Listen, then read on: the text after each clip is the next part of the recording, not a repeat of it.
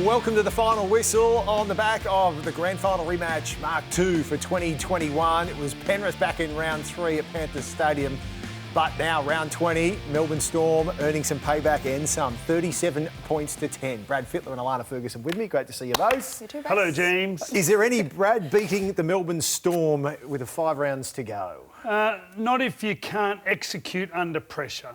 And although Penrith early on had some really good opportunities to score points and apply pressure, and they just couldn't do it, and then Melbourne just reacts so well. Yeah, and off the back of errors too. Penrith came up with 8 errors.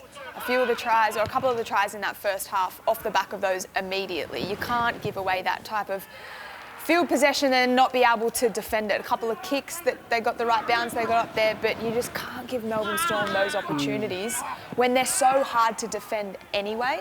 Just with that momentum, it's too hard. So you simply can't offer them those chances. So they're a win clear now with Penrith at the top on the off that with their last 5 rounds. Manly Saturday night on 9. That could be pivotal as to determine the minor premiership race, whether it's done and dusted with 4 to go, because then it's the Raiders, the Titans, the Eels and the Sharks, who Melbourne would see them as all winnable, whether or not they rest any players at those later rounds. But they'd have one hand on that minor premiership already.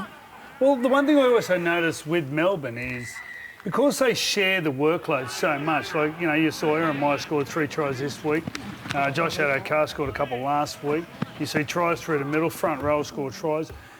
I don't really see them with huge injury crisis. I know they've had a couple of players come back, one through a head knock and one through a hamstring, but if you have a look at some clubs at the moment, the Roosters, the Panthers, teams that play really physical are wounded at the moment, so wounded. I don't know, it's because they share the workload so much. I just don't see that being their bother. Well, even when they make their meters, sometimes you can tell that their entire game plan changes. And it does depend on who they're playing and who they're targeting. But you could see some games they would totally dominate making meters, using their outside back, starting those first, second, third hits and then getting their forwards into play. Or tonight they made great meters through the middle and played off the back of it.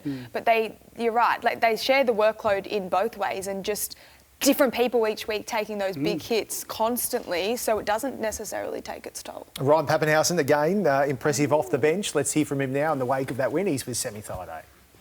Ryan, second game back, how'd you feel with that one?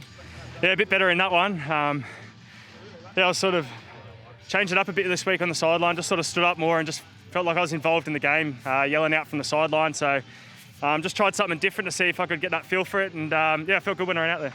Now, Penrith, a few players down, but still happy with that win?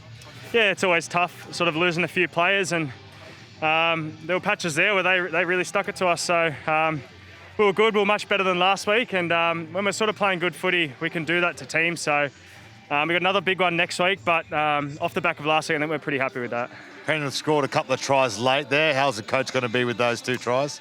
Yeah, probably not happy, but yeah, we probably should have tightened a bit up there in D there, but they scored a few tries late, and our discipline probably led to that as well. So we'll get a speaking to about that during the week. I'm sure you will, mate. Thank you very much for joining us. Wish you all the best going forward. Thanks, Sammy. Cheers, mate. Thank you. Thanks, guys.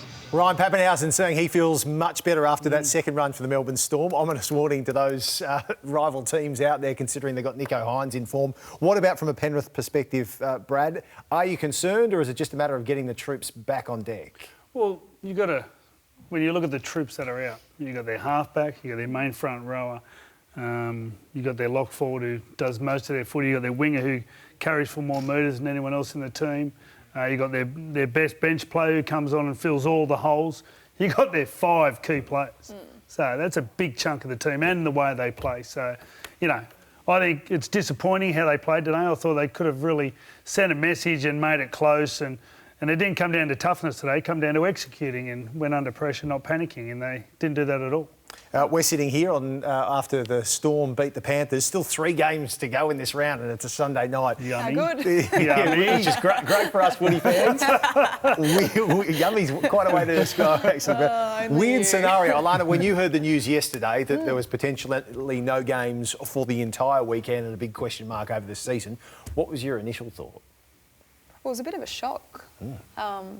Honestly, what the bloody hell are we going to do all weekend? I was angry. Seriously, like, what's going on? But I think the fact that they came up with an answer and resolve the issue so quickly was pretty remarkable. But yeah, honestly, I was in shock when the news dropped, and So was we the all sort of NRL by the found out. sounds Yeah, of it. we all found out at the same time, didn't we? It was pretty unbelievable, but it's been flipped around pretty quickly. Is there an argument, Brad, do you think, that to move the teams to regional areas rather than, I guess, these metropolitan hubs? Well, I think from what I hear, the biggest problem wasn't the players because they're under such strict protocols. It was actually getting people to go and do the game, the staff, like people who send the pitches out. Yep. I think that was one of the big problems. Yeah. So the players at the moment are under really heavy protocol. So I think they're most surely the safest people in Australia, what they're living under.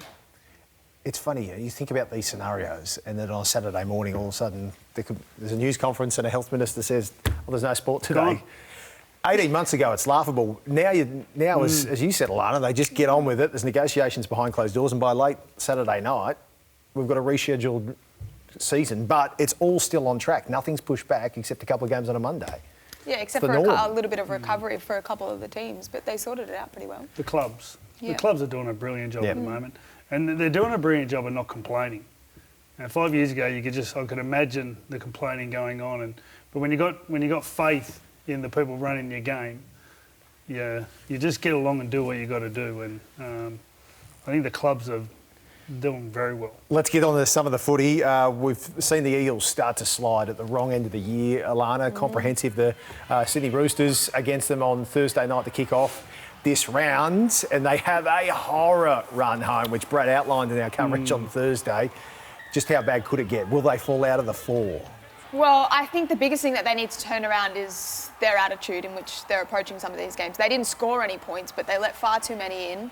And I know that they didn't have Mitch Moses and they didn't have the person on there that, directs them around the field, but they lost more times than one, and they weren't trusting themselves. That try, the perfect example. They need to fix that up first and then play off the back of that mentality that they didn't have against the Roosters on Thursday. Yeah, one player doesn't calm your whole side. No. They didn't look very calm. Both teams started erratically because the conditions was really slippery and there was a lot of drop ball. But the Roosters seemed to just get on with it after that initial 10, 15-minute period, while Parramatta never really grouped together and got any fluency about anything they were doing. So that was a little bit disappointing. Mitch Moses will come in and help them get down the other field more, but it'd be handy if a few leading players were able to sort of just calm the team. Yeah, that's right. Would you consider Brad Gutho going into the halves when Mitch Moses isn't there, or does he have to stay at the back? Gutho's going unreal. Yeah. Yep. The King just gets so much done. He does. So, I don't know who else. If you do that, who's going to do the King's job? Yep. Tell me you're going to put back a fullback. Yeah, that's a good question, Jake Arthur. You'd be a fullback. It's not Jake Arthur. You would have been a fullback. I'd You're be a good hard worker. under. You reckon he would have been How do you reckon I go on a high ball? No, we don't want to see very that. calm? Yeah, how do we talk me and footy? That's not a conversation, all right? I sit here, I ask the questions. Sorry. And I want to ask you, Brad, Katoni Staggs, the Broncos, they're just starting to show some promise, got a win over the Cowboys. I know you love him as a potential blue as well, but he just keeps getting hampered by these injuries. Gone for the rest of this season now. When your body's made like that, sometimes there's got to be a weakness somewhere. He's come off a big injury, and what that normally does too, in and amongst your rehab, your body needs time to repair. I'm not sure how he did his knee injury in this game, but it's the MCL, so it's nowhere near as bad. But he just needs to be patient at the moment. I'm sure he'll come through it and get some games under his belt, and then his body will just get attuned to the footy and away he'll go, I think. The one thing that I was told I've done my ACL in my knee 4 times by both the surgeon, very lucky, by both the surgeon and the physios and everyone else in between that you sort of have your appointments with, is once you've done it once, your chances of doing it 2, 3, 4 times increase every time. Right. So if you've got that vulnerability, whether or not it was biomechanically or just bad luck from someone knocking into it, that's there for good now. So you have to learn how to walk, how to run, how to sidestep, how to change direction with and without pressure all over again. But still hovering over you is that chance that you doing it again is even higher. So you can do all the rehab in the world, and also you might have the 10 to 12 months after the ACL off, but realistically it's like 24 plus that it's all working again and your body reforms around whatever ACL that they've put in there. So the complications forever only increase. So the fact that he's got that vulnerability there, he's going to have to work, not hard, like harder and harder and harder every single day just to sort of stay on top of it. And it's with those little things that, you know, sometimes you don't have control over them, particularly in a game with so many different pressures coming from all different angles. Is that an excuse for losing in the pass off Oh, time? no way. Mate, I'm coming back for you. I told Maddie Calendar when she stitched me up again, you know, this is the last time I'm doing it. But after today, I was sympathetic you'll see early, me but you again. kept going on. I'm thinking this is an excuse for the pass. Ping off, no way. Mate, she put I'm it coming 9 back. straight. 9 straight when I took I didn't see it. And I got 5. Yes, you did. You texted me. And I'll bring up the text if I have You to. didn't text me. What about my congratulations for getting 5, Brad? I thought I was pretty good from the 5 day. was good, Brace. Any other week I won. Right. And so will you next time, so zip it, mate. Hey, let's finish things off before we dig ourselves into a bigger hole here, Bradley. On the clock. Oh. Finish this sentence. Anthony Milford's role at South, Brad, will be... Different to Adam Reynolds. Okay, yep. Anthony Milford's role, it's very specific. Anthony Milford's role at South will be...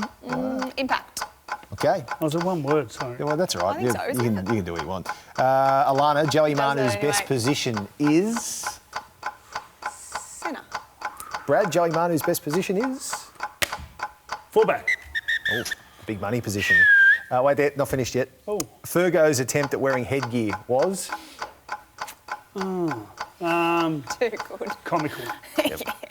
Fergo's attempt at wearing a headgear, Classic. Alana. So good. Which one? The first, Okay, the yeah, first it was all attempt or wrong. the second? Because he All had a sorts couple. Was it, I called him Mr. Potato Head the other night. Was that me? Yeah, that was Everyone like- went, oh, harsh. That's right. Everything's moved around a little bit off He's got a Fergo's good head. sense of humour, Fergo. We all love Fergo. I'm sure he wouldn't mind. We're done. End the clock. Full-time whistle. Done. Thanks, Brad. Thanks, James. Thanks, Alana. Thank you, mate. And thank you, everyone, for watching, wherever you are on the intraweb out there. And we'll see you for the final whistle next week. Bye-bye.